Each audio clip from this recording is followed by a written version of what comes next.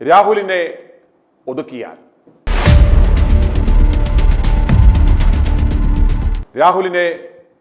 ഒതുക്കിയാൽ എന്ത് സംഭവിക്കും? നമുക്കറിയാം, രാഹുലിനെ ഇപ്പോൾ സംഘം ചേർന്ന് വേട്ടയാടുവാനുള്ള ഒരു തീരുമാനം എന്ന് പറയുന്നത് ഏതെങ്കിലും ഒരു അസൂയ മൂത്ത ഏതെങ്കിലും ഒരു വ്യക്തിയുടെ ഒരു കുടില ബുദ്ധി കൊണ്ട് മാത്രമല്ല. ഇത് വളരെ സുസജ്ജമായ ഒരു പ്ലാനിങ്ങിൻ്റെ, ഇത് കൃത്യമായ ഒരു സ്ട്രാറ്റജിയുടെ, നാളുകളെടുത്തുള്ള ഒരു ആസൂത്രണത്തിൻ്റെ ഒരു എൻഡ് റിസൾട്ടാണ് നാം ഇപ്പോൾ കണ്ടത്. കഴിഞ്ഞ 9.5 കൊല്ലം കൊണ്ട് പിണറായി സർക്കാരിനുണ്ടായ ആ കടുത്ത അവർ ക്രിയേറ്റ് ചെയ്ത ആ ഒരു മല പോലെ ഉയർന്ന ആ ഒരു ആൻറ്റി ഇൻകംബൻസി ഫാക്ടറിനെ ഡൈല്യൂട്ട് ചെയ്യുവാൻ പറ്റുന്ന ഗ്രാവിറ്റിയുള്ള എന്തൊരു വിഷയമാണ് കേരളത്തിൽ പ്രയോഗിക്കാവുന്നത് എന്ന ഒരു വലിയ ചിന്തയുടെ അനന്തരഫലമാണ് ഈ രാഹുൽ വിഷയം. നമുക്കറിയാം, ഈ 9.5 കൊല്ലം കൊണ്ടുണ്ടാക്കിയ പിണറായി സർക്കാരിൻ്റെ അവരുടെ സകല തിന്മകളും ജനങ്ങൾ ഈ വിഷയത്തിൽ മറന്നു. കഴിഞ്ഞ 1 മാസക്കാലമായി എല്ലാവരും ചിന്തിക്കുന്നതും ചർച്ച ചെയ്യുന്നതും ഈ രാഹുലുമായി ബന്ധപ്പെട്ട, രാഹുലിനെ വേട്ടയാടിയതുമായി ബന്ധപ്പെട്ട വിഷയത്തിൽ വിഷമിക്കുകയാണ് ജനങ്ങൾ. ബാക്കിയെല്ലാം ആ 9.5 കൊല്ലത്തെ ആ ബാക്ക്ലോഗുകളെല്ലാം എന്താണോ ഇത് ഇനിഷ്യേറ്റ് ചെയ്യവർ ഉദ്ദേശിച്ചത് അതുപോലെ തന്നെ സംഭവിച്ചു. 30 ദിവസം കൊണ്ട് തന്നെ ആ 9.5 കൊല്ലത്തെ ആൻറ്റി ഇൻക്യുംബൻസി ഫാക്ടർ ഡൈല്യൂട്ടഡായി, സീറോ ആയി എന്നത് നമുക്ക് കാണുവാൻ സാധിക്കും. അതിന് അവർ തിരഞ്ഞെടുത്തത് ഒരു പൊതുസമ്മതനായ, ജനങ്ങൾ നെഞ്ചിലേറ്റിയ ഒരു യുവനേതാവിനെ ഇതുപോലെ ആക്രമിച്ചാൽ അത് ജനങ്ങളെ കാര്യമായി ബാധിക്കുമെന്നും, പക്ഷേ ഇതിൻ്റെ അവർ ചിന്തിച്ചതിൻ്റെ ഓപ്പോസിറ്റാണ് ഇവിടെ സംഭവിച്ചതെങ്കിലും എൻഡ് റിസൾട്ട് ഏതാണ്ട് ഒന്നാണ്.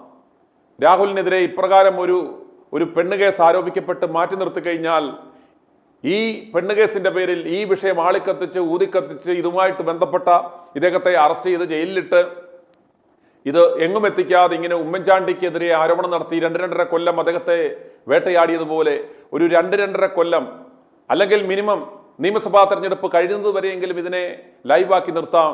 ഇതിനകത്ത് അങ്ങോട്ടും ഇങ്ങോട്ടും പല ആരോപണങ്ങൾ നടക്കും.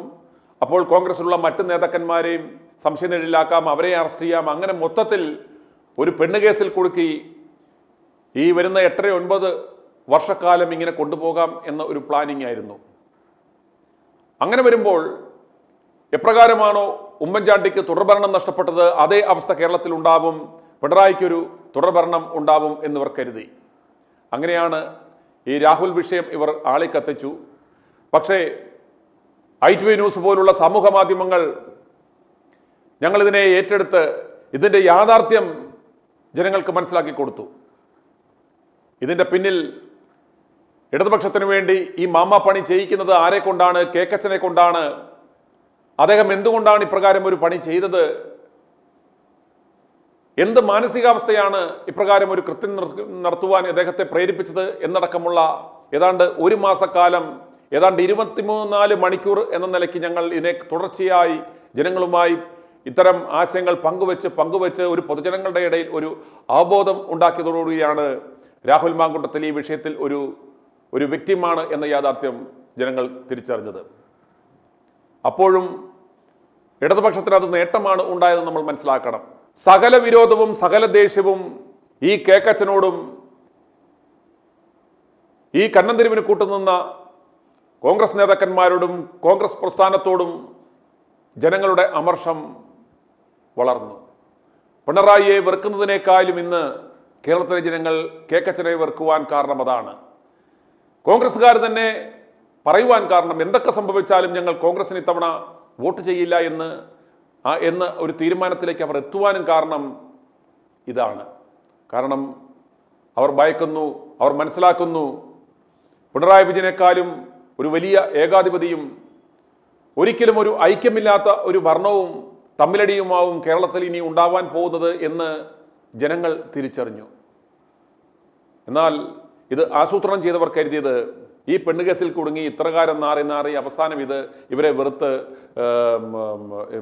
ഈ കോൺഗ്രസ് പ്രസ്ഥാനത്ത് തകരും എന്നാണ് അവർ കരുതുന്നത്. എന്നാൽ യാഥാർത്ഥ്യം നേരെ തിരിച്ചായി.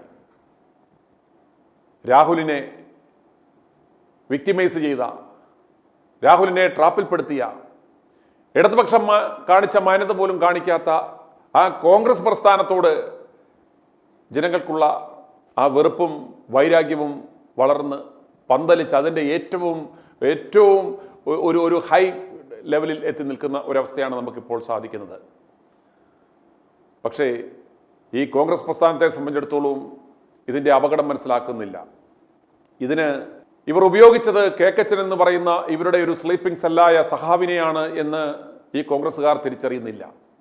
ഞങ്ങൾ വീണ്ടും വീണ്ടും വീണ്ടും ഇത് ആവർത്തിച്ച് പറയുവാൻ കാരണം, കോൺഗ്രസ്സുകാരെ നിങ്ങൾ മനസ്സിലാക്കുക, കഴിഞ്ഞ 5 കൊല്ലം ഈ പറവൂർ മണ്ഡലത്തിൽ വി.ഡി. സതീശൻ ജയിച്ചു വന്നത് കോൺഗ്രസ്സുകാരുടെ സഹായം കൊണ്ടല്ല. CPI-യുടെ കുത്തക സീറ്റായ തോറ്റു തൊപ്പിയിട്ടിട്ടും നാണം കെട്ട പരാജയം ഏറ്റുവാങ്ങിയിട്ടും CPM ആ സീറ്റ് ഇതുവരെ അവരുടെ കയ്യിൽ നിന്നും മേടിച്ചില്ല. എന്തുകൊണ്ടാണ്, എത്ര വാങ്ങിയാണ് ഈ സീറ്റ് കച്ചവടം? ആരും അറിയാത്ത ഗുണവും മണവും ഇല്ലാത്ത സ്ഥാനാർത്ഥികളെ CPI അവിടെ നിർത്തി ഈ കേക്കച്ചന് ജയിക്കുവാനുള്ള അവസരം ഉണ്ടാക്കി കൊടുത്തത് എന്ന് LDF അന്വേഷണം നടത്തണം. അതുപോലെ BJPയും തോക്കുമെന്നുറപ്പായ ഒരു മനുഷ്യനും അറിയാത്ത BDJS സ്ഥാനാർത്ഥിക്ക് തുടർച്ചയായ മണ്ഡലം കൊടുത്ത് മണ്ഡലത്തിലെ ഏറ്റവും വീക്കായ സ്ഥാനാർത്ഥിയെ ഇട്ട് ഈ കേക്കച്ചന് വിജയിക്കുവാനുള്ള 1-2 പ്രാവശ്യമല്ല, തുടർച്ചയായി 5 പ്രാവശ്യം വിജയിക്കുവാനുള്ള അവസരം ഇവർ ഉണ്ടാക്കി കൊടുത്തു. അതുകൊണ്ട് തന്നെ ഇയാൾക്ക് ആ കമ്മിറ്റ്മെൻറ്റ് ഇവരോടുണ്ടാവും. നമുക്കറിയാം, ഈ നിയമസഭയിൽ നമ്മൾ കണ്ടതാണ്, പറവൂർ മണ്ഡലത്തിൽ സപ്ലൈകോയുടെ ഉദ്ഘാടനം നടത്തുന്നത് സാധാരണഗതി ഇടത് നേതാക്കന്മാരാണ്. ഈ ഇടത് നേതാക്കന്മാർ ആ ഉദ്ഘാടനത്തിനായി വിളിച്ചത് മറ്റാരെയുമായിരുന്നില്ല, വി.ഡി. സതീശനെ ആയിരുന്നു. വി.ഡി. സതീശൻ അത് ഉദ്ഘാടനം നടത്തി. അത് വമ്പിച്ച വിജയമാണ്. സപ്ലൈകോ കാര്യമായി വിപണിയിൽ ഇടപെടുന്നതുകൊണ്ട് ഓണം ജനങ്ങൾക്ക് നന്നായിട്ട് ആഘോഷിക്കാൻ പറ്റും. ആശംസകളൊക്കെ പറഞ്ഞിവൻ ഒരു ഇടതുപക്ഷ നേതാവിനെ പോലെ തിരികെ പോയി. എന്നിട്ട് ഇദ്ദേഹം ഓർത്തു, ഇത് ആരും കാണുന്നില്ല, റെക്കോർഡ് ചെയ്യുന്നില്ല. പക്ഷേ ആ വിഷ്വൽ ഇദ്ദേഹം നിയമസഭയിൽ വന്ന് നാടകം കളിച്ച് വിലക്കയറ്റത്തിനെതിരെ ഘോരം പ്രസംഗിച്ച ശേഷം മന്ത്രി അനിൽകുമാറിനെ പറഞ്ഞത് പച്ച കള്ളമാണ് എന്ന് കള്ളം പറയാൻ ശ്രമിച്ചപ്പോൾ ഞങ്ങൾ ആ ദൃശ്യങ്ങൾ പുറത്തുവിട്ടു. അതോടുകൂടി ഇദ്ദേഹം നിയമസഭയിൽ മാപ്പ് പറയുന്ന ഒരു അവസരമുണ്ടായി. ഇതിൽ നിന്ന് നമുക്ക് മനസ്സിലാക്കാം, ഇടതുപക്ഷത്തിൻ്റെ ഒരു വെറും കളിപ്പാവ മാത്രമാണ് ഇദ്ദേഹം. ഇടതുപക്ഷത്തിന് അദ്ദേഹം ഇതുവരെ ഈ കഴിഞ്ഞ 9.5 കൊല്ലം നമുക്ക് നോക്കിയാൽ യാതൊരു പ്രതിസന്ധിയും ഉണ്ടാക്കിയിട്ടില്ല. അതുപോലെ പിണറായി സർക്കാരിന് അവസരം ഒരുക്കി കൊടുത്തത് ഈ കേക്കച്ചനാണ്. ഉമ്മൻചാണ്ടിയെ പ്രതിസന്ധിയിലാക്കി ഇതുപോലൊരു തീവട്ടിക്കൊള്ളം നടക്കുന്ന ഒരു സർക്കാർ ഈ ഭൂമിയിൽ കാണില്ല എന്ന് പറഞ്ഞ് സ്വന്തം പാർട്ടിയിലെ പ്രതിരോധത്തിലാക്കിയ ഈ കേക്കച്ചൻ, ഇത്രയും മഹാനായ ഉമ്മൻചാണ്ടിക്കെതിരെ സരിതയെ ഇറക്കി സകല ആസൂത്രണം നടത്തിയ ഈ നാണം കെട്ടവൻ, ഇവനെ തന്നെ ഇടതുപക്ഷം വീണ്ടും 3ാം തുടർഭരണം ഒരുക്കുവാൻ ആരംഭിച്ച ഈ ജട്ടി വിപ്ലവത്തിൻ്റെ നായകനാക്കി എന്ന് പറയുമ്പോൾ നിങ്ങൾ ഓർക്കുക ഇവൻ എത്രത്തോളം വിശ്വസ്തനാണെന്ന്. ഒരു തരത്തിലും ഇവൻ്റെ മാനം പോകാതിരിക്കുവാൻ പിണറായി വളരെയേറെ ശ്രദ്ധിക്കുന്നുണ്ടെന്ന് നിങ്ങൾ മനസ്സിലാക്കണം. ഇപ്പോൾ LDF എങ്ങാനും ആ സീറ്റ് ഏറ്റെടുത്ത് LDF അവസാനം ഈ കള്ളത്തരം പൊളിഞ്ഞു എന്ന് ഒരു ചർച്ചാ വിഷയമാകുമ്പോൾ അവരുടെ ഫേസ് സേവ് ചെയ്യുവാനായി ഇനി ഇവനെ കൊണ്ട് ഗുണമൊന്നുമില്ല. പരമാവധി കിട്ടുകയാണെങ്കിൽ ഒരു 3ാം ഊഴം കൂടി മാത്രമേ കേരളത്തിൽ സാധ്യതയുള്ളൂ. ഇനി ഇവൻ്റെ ആവശ്യം, ഈ ശകുനിയുടെ ആവശ്യം, ഈ ശിഖണ്ഡിയുടെ ആവശ്യം അവർക്ക് ഇല്ല. അതുകൊണ്ട് ഇനി ഇവൻ്റെ ആവശ്യമില്ല. അതുകൊണ്ട് CPM ആ സീറ്റെടുത്ത് ഷൈനെ പോലെയുള്ള ആ ലോക്കലി ആളുകളുമായി നല്ല ബന്ധമുള്ള ഒരു കാൻഡിഡേറ്റിനെ ഇട്ടാൽ തോൽക്കുമെന്ന് ഭയന്ന കേക്കച്ചനാണ് ഈ അപവാദ പ്രചരണത്തിന് ആസൂത്രണം ചെയ്തത് എന്ന യാഥാർത്ഥ്യം പുറത്തു വന്നിട്ടും ഇതുവരെ ഈ കേക്കച്ചനെതിരെ ഒരു പരാതിയോ പോലീസ് അന്വേഷണമോ, ഇവർ തന്നെ പറയുന്നു ഇദ്ദേഹമാണ് ഇതിൻ്റെ പിന്നിലെന്ന്. പക്ഷേ എന്തുകൊണ്ട് ഈ ആസൂത്രണവും കുറ്റകൃത്യവും നിർവഹിച്ച, ആസൂത്രണം ചെയ്ത ആളെ അയച്ച ഈ കേക്കച്ചനെതിരെ ഒരു കേസ് പോലും രജിസ്റ്റർ ചെയ്യുന്നില്ല? ഇദ്ദേഹത്തിൻ്റെ പുനർജനി തട്ടിപ്പുമായിട്ട് ബന്ധപ്പെട്ട 250 കോടിയുടെ തട്ടിപ്പ് കേസിലും ഇയാളെ ആരാണ് സംരക്ഷിക്കുന്നത്? ഇതെല്ലാം കൂട്ടി വായിച്ചാൽ നമുക്ക് മനസ്സിലാവും, ഇവൻ കോൺഗ്രസ് പ്രസ്ഥാനത്തെ അടിപടലം തൂക്കിവിറ്റ് ഈ പ്രസ്ഥാനത്തിൻ്റെ നാശം ആഗ്രഹിക്കുന്ന ഒരു ഏജന്റാണ്. ഇയാൾ സഖാവാണ്. ഇയാളെ സഖാബ് വി.ഡി. സതീശൻ എന്നാണ് നമ്മൾ അഡ്രസ്സ് ചെയ്യേണ്ടുന്നത്. ഈ ഖദറിടാൻ നമുക്കറിയാം, എവിടൊക്കെ അവസരം കിട്ടുമോ അപ്പോഴെല്ലാം ഇയാൾ ഖദർ ഉരിപ്പൊളിച്ച് കളഞ്ഞിട്ട് പോകുന്ന വ്യക്തിയാണെന്ന് ഞാൻ പല പ്രാവശ്യം പറഞ്ഞിട്ടുണ്ട്. അതുകൊണ്ട് ഞാൻ ദീർഘിപ്പിക്കുന്നില്ല. ഈ സതീശനെ എത്രയും വേഗം ഈ കോൺഗ്രസ് വരുന്ന തിരഞ്ഞെടുപ്പുകളിൽ അവർക്ക് എന്തെങ്കിലും ഒരു നേട്ടം ഉണ്ടാകണമെന്ന് ആഗ്രഹിക്കുന്നുണ്ടെങ്കിൽ അടിയന്തരമായി ചെയ്യേണ്ടുന്ന കാര്യങ്ങൾ എന്ന് പറയുന്നത് പ്രതിപക്ഷ നേതൃത്വ സ്ഥാനത്തു നിന്നും പ്രതിപക്ഷ നേതാവിൻ്റെ പദവിയിൽ നിന്നും ഇദ്ദേഹത്തെ എത്രയും പെട്ടെന്ന് രാജിവെപ്പിക്കണം. ആ പ്രതിപക്ഷ നേതാവ് പദവിയിൽ നിന്നും മാത്രമല്ല, ഇദ്ദേഹത്തെ പാർട്ടിയുടെ പ്രാഥമിക അംഗത്തിൽ നിന്ന് തന്നെ പുറത്താക്കി എത്രയും പെട്ടെന്ന് ഇയാളെ രാഷ്ട്രീയ വനവാസത്തിന് വിടണം എന്നാണ് പൊതുജനങ്ങളുടെ അഭിപ്രായം.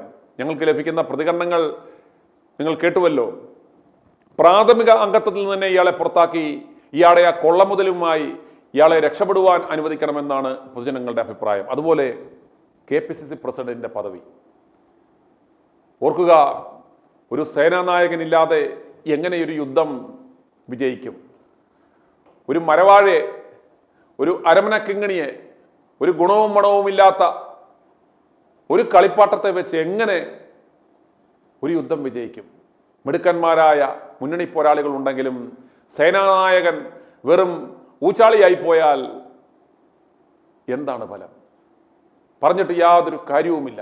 അതുകൊണ്ട് ഈ കളിപ്പാട്ടത്തെ, ഈ KC വേണുഗോപാലിൻ്റെയും ഈ VD സതീശൻ്റെയും പാട്ടിനൊത്ത് വെറും തുള്ളിച്ചാടുന്ന ഈ കുഞ്ഞിരാമനെ എത്രയും വേഗം KPCC അധ്യക്ഷ സ്ഥാനത്ത് നിന്ന് എടുത്ത് ദൂരെ കളയുക. കഴിവുള്ള നട്ടലുള്ള ഏതെങ്കിലും മിടുക്കരായ ആരുടെയെന്ന് പേര് നിർദ്ദേശിക്കുവാൻ ഞങ്ങൾ ആരുമല്ല. നിങ്ങൾക്കറിയാം, നട്ടലുള്ള സ്പോട്ട് ഡിസിഷൻ എടുക്കുവാനുള്ള, കാര്യങ്ങൾ അപഗ്രഥിക്കുവാനുള്ള, ഈ മുന്നണി സംവിധാനങ്ങളെയെല്ലാം കൂട്ടിയോജിപ്പിച്ച് കൊണ്ടുപോകുവാൻ പ്രാപ്തിയുള്ള, വളരെ ഒബ്ജക്റ്റീവായിട്ടുള്ള തിങ്കിങ്ങുള്ള, ലീഡർഷിപ്പ് ക്വാളിറ്റിയുള്ള, മറ്റുള്ളവരുടെ ഉപദേശങ്ങളും നിർദ്ദേശങ്ങളും അനുസരിച്ച് തുള്ളുന്നവരും കളിപ്പാവല്ലാത്ത ഒരു KPCC അധ്യക്ഷ ആ സ്ഥാനത്ത് വന്നു കഴിഞ്ഞാൽ ബാക്കിയെല്ലാം ഇൻ പ്ലേസ് ആകും. ഒരു ലീഡർ ഉണ്ടെങ്കിൽ ആ ലീഡർക്കറിയാം, ഒരു സേനാനായകൻ മിടുക്കനാണെങ്കിൽ തൻ്റെ സേനാനികളെ എങ്ങനെ സെലക്ട് ചെയ്യണം, ഓരോരോ പൊസിഷനിൽ ആരെയൊക്കെ വിന്യസിക്കണം, ഓരോരുത്തരും യുദ്ധമുണ്ടാകുമ്പോൾ ഏതൊക്കെ റോളുകളാണ് വഹിക്കേണ്ടുന്നത്, അതിനുള്ള കൃത്യമായിട്ടുള്ള സ്ട്രാറ്റജി തയ്യാറാക്കും. അതിന് ആപ്റ്റായിട്ടുള്ള ആളുകളെ ഡിപ്ലോയ് ചെയ്യും. അവരുടെ കറക്റ്റ് കമാൻഡ് ആൻഡ് കൺട്രോൾ, അവരെ പ്രോപ്പറായിട്ട് കൺട്രോൾ ചെയ്യും. അപ്രീഷിയേറ്റ് ചെയ്യേണ്ടവനെ, നന്നായി ചെയ്യുന്നവനെ അവനെ അപ്രീഷിയേറ്റ് ചെയ്യും. റിമൂവ് ചെയ്യേണ്ടവനെ, മേഴ്സലെസ്ലി ആംബ്യൂട്ട് ചെയ്യേണ്ടുന്ന എലമെന്റുകളെ എടുത്ത് ദൂരെ കളയാൻ പറ്റണം. ഇതിനൊക്കെ വേണ്ടുന്നതെന്ന് പറയുന്നത് ഒരു ആർജവും ഒരു ആർജവം ആണ്. ഇതൊന്നുമില്ലാത്ത മണകുണാഞ്ചന്മാരെ വെച്ചിരുത്തിയിട്ട് പ്രസ്ഥാനത്തെ കുതിരവണ്ടിയെ കഴുതുകളെ കൊണ്ട് വലിപ്പിക്കുവാൻ ശ്രമിക്കരുത്. അതുകൊണ്ട് KPCC അധ്യക്ഷ സ്ഥാനത്ത് ഒരു കഴിവുള്ള ഒരു നേതാവ് വരണം. പ്രതിപക്ഷ നേതാവിൻ്റെ റോളിൽ പ്രതിപക്ഷ നേതാവാകാൻ കപ്പാസിറ്റി ഉള്ള ആളെ വരണം. അതുപോലെ തന്നെ യുവ നേതൃത്വത്തെ പരമാവധി ഒരു 70% യുവാക്കന്മാർക്ക് വരുന്ന നിയമസഭാ തദ്ദേശ സ്വയംഭരണ സ്ഥാപനങ്ങളിലെ തെരഞ്ഞെടുപ്പുകളിൽ അവസരം കൊടുത്ത് അവരെ യുവാക്കൾ നയിക്കട്ടെ എന്നുള്ളൊരു സ്ലോഗൻ വരണം. ഈ മുതുക്കുകൾ ഗാലറിയിലേക്ക് പോകട്ടെ, ചെറുപ്പക്കാർ മിടുക്കന്മാരായ പ്രാപ്തിയുള്ള കുതിരകൾ പടക്കളത്തിൽ ഇറങ്ങട്ടെ എന്ന തീരുമാനമെടുക്കണം. അതാവണം സ്ലോഗൻ. യുവാക്കൾ മുന്നോട്ട് നയിക്കട്ടെ, യുവാക്കൾ നയിക്കട്ടെ, ലെറ്റ് ദ യൂത്ത് ലീഡ്. അപ്രകാരം ഒരു സ്ലോഗൻ മുഴക്കി ഈ അധികാരമോഹികളായ, ഈ തലയും കറുപ്പിച്ച്, ഈ വിഗ്ഗും വെച്ച് നടക്കുന്ന, ഈ കഞ്ഞിപ്പശയും മുക്കി നടക്കുന്ന, ഈ ഭൂമിയെ കുനിഞ്ഞൊരു പണിയെടുക്കാത്ത, ഒരു സമരമുഖങ്ങളിൽ പോലും ഇറങ്ങാത്ത, ജനകീയ വിഷയങ്ങളിൽ ഇടപെടാത്ത, കമ്മീഷൻ മാത്രം അടിച്ച് തട്ടിപ്പും സെറ്റിൽമെൻറ്റുമായി നടക്കുന്ന ഈ നാണം കെട്ടവന്മാർ ഗാലറിയിലിരിക്കുക. ഭരണം പഠിച്ച ശേഷം ഇതുപോലുള്ള സെറ്റിൽമെൻറ്റ് പരിപാടികളുടെയൊക്കെ ഏജൻറ്റോ കോർഡിനേറ്ററോ ഒക്കെ ഇവന്മാരെ ആക്കുക. കട്ടുതിന്നാനും കട്ടുവാരുമാനുമുള്ള അവസരമൊക്കെ ഇവന്മാർക്ക് കൊടുക്കുക. പക്ഷേ പദവികളിലേക്ക് ചെറുപ്പക്കാരെ കൊണ്ടുവരിക. വന്നില്ല എങ്കിൽ നമുക്കറിയാം, LDF കുതിക്കുന്നു, UDF കിതയ്ക്കുന്നു. നിങ്ങൾ ഓർക്കുക, ഇനി ഇത്രയും നാളുകളേ ഉള്ളൂ. Correct second by second Q sheet തയ്യാറാക്കി, മിഷൻ തയ്യാറാക്കി, തയ്യാറാക്കി കറക്റ്റമായിട്ട് ഡേയ്സും ടൈമും പ്ലാനും അടക്കം ഒരു മെറ്റിക്കുലസ്ലി പ്ലാനിങ് തയ്യാറാക്കി, ഒരു എണ്ണയിട്ട യന്ത്രത്തെ പോലെ കൃത്യമായ ഒരു വാർ റൂം ഓപ്പൺ ചെയ്ത് 24/7 വർക്ക് ചെയ്യേണ്ടുന്ന ഒരു സാഹചര്യമുള്ളപ്പോൾ ഈ കിഴങ്ങന്മാർ ഇന്നലെ വെള്ളാപ്പള്ളി പറഞ്ഞതുപോലെ ഇയാൾ വായെടുത്താൽ കൊള്ളാവുന്ന കാര്യങ്ങളൊന്നും പറയത്തില്ല. പക്ഷേ ഇന്നലെ ഇയാൾ ഒരു സത്യം പറഞ്ഞു, പ്രതിപക്ഷം എന്ന് പറയുന്നത് വെറും ഷണ്ടന്മാരാണ് എന്ന്. പക്ഷേ ഈ ഷണ്ടന്മാർ ഒരു കാര്യം ശ്രദ്ധിക്കണം, നിങ്ങൾ ഷണ്ടന്മാരല്ല എന്ന് പ്രൂവ് ചെയ്യണമെങ്കിൽ ഈ കിളവന്മാരെ എല്ലാം പിന്നിലേക്ക് വലിച്ച് യുവാക്കൾ നയിക്കട്ടെ. ആ അവസരം ഉണ്ടാവണം. അപ്രകാരം ഒരു മാറ്റം വന്നില്ല എങ്കിൽ അതിൻ്റെ പ്രയോറിറ്റി ബേസ് ചെയ്യേണ്ടത് ഒന്ന്, എത്രയും പെട്ടെന്ന് ഈ രാഹുൽ വിഷയം വലിച്ചിഴയ്ക്കാതെ രാഹുലിനെ പദവിയിലേക്ക് തിരികെ എടുക്കുക, ചേർത്ത് നിർത്തുക. വി ഡി സതീശൻ എന്ന് പറയുന്ന പ്രതിപക്ഷ നേതാവിനെ ചുക്കിനും ചുണ്ണാമ്പിനും കൊള്ളാത്ത ഇയാളെ നമ്മുടെ വാക്കുകളുടെ ബേസിൽ നിങ്ങൾ അസസ് ചെയ്യുക. പ്രതിപക്ഷം എന്ന നിലയ്ക്ക് എന്ത് ചെയ്തു ഇയാൾ, എന്ത് ചെയ്തു? അദ്ദേഹത്തിൻ്റെ നേട്ടങ്ങൾ എന്തെങ്കിലും ഒന്ന് പറയുവാൻ എന്തെങ്കിലും ഒരു കാര്യമുണ്ടോ? അതുകൊണ്ട് ഈ ഗുണവും മണവും ഇല്ലാത്ത ഈ പ്രതിപക്ഷ നേതാവിനെ ദൂരെ കളയുക. അതുപോലെ KPCC അധ്യക്ഷ സ്ഥാനത്ത് മിടുക്കനായ ഒരാളെ കൊണ്ടുവരിക. അതുപോലെ കൃത്യമായിട്ടും ഇനിയും വരാൻ പോകുന്ന ഈ തെരഞ്ഞെടുപ്പുകൾ ലക്ഷ്യം വെച്ച് അതിനൊരു കോർ ടീം പുനഃസംഘടനയൊക്കെ സാധ്യമെങ്കിൽ എത്രയും ഫാസ്റ്റായിട്ട് ഒരു സംവിധാനം ഉണ്ടാക്കുക. ഇതിന് ക്രോഡീകരിക്കുവാൻ ഒരു പ്രത്യേക സംവിധാനങ്ങൾ ഉണ്ടാക്കുക, പ്രോപ്പറായിട്ടുള്ള സ്ട്രാറ്റജി ഉണ്ടാക്കുക. ഇതൊന്നുമില്ലാതെ ഈ നാണം കെട്ട തമ്മിൽ കുത്തും തമ്മിലടിയുമായി പോയാൽ യാതൊരു സംശയവും വേണ്ട, കനത്ത പരാജയം നേരിടും. മുസ്ലിം ലീഗിനെ സംബന്ധിച്ചിടത്തോളം അവർ വളരെ വിജിലൻ്റാണ്. ഈ നാണം കെട്ട കളിയും തമ്മിലടിയുമായി ഇവർ പോയാൽ ഉറപ്പായിട്ടും അവർ CPM-മായി ഒരു സഖ്യമുണ്ടാക്കും, LDF-മായി ഒരു സഖ്യമുണ്ടാക്കും. അവർ അതിൻ്റെ ഒരു ഘടകകക്ഷിയായി പോകും എന്നതിനകത്ത് യാതൊരു സംശയവുമില്ല.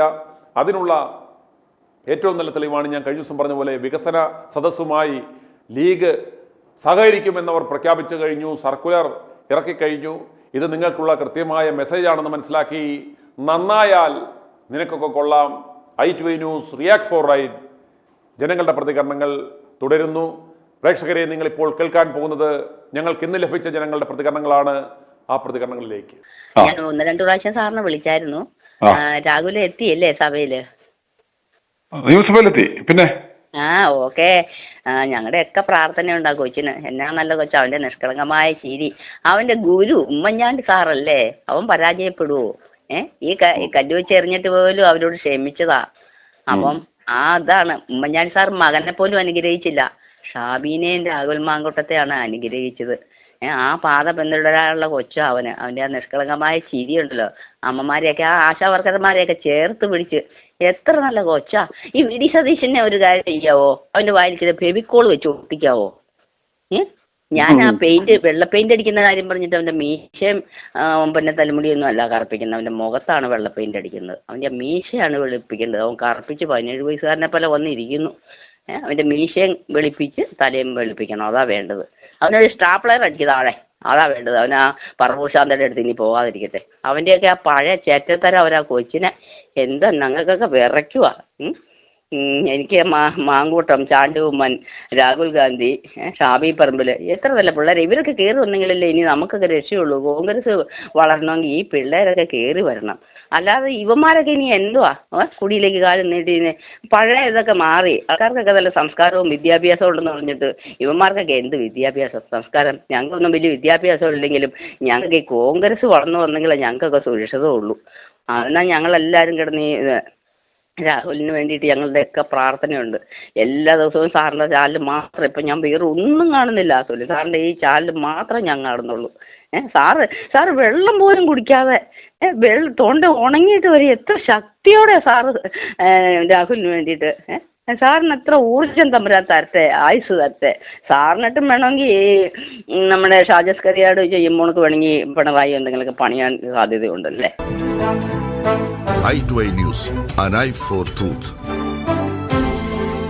i2i News സബ്സ്ക്രൈബ് ചെയ്തിട്ടില്ലാത്തവർ ഇപ്പോൾ തന്നെ സബ്സ്ക്രൈബ് ചെയ്യുക. നോട്ടിഫിക്കേഷൻ ലഭിക്കുവാൻ ബെൽ ബട്ടണും അമർത്തുക.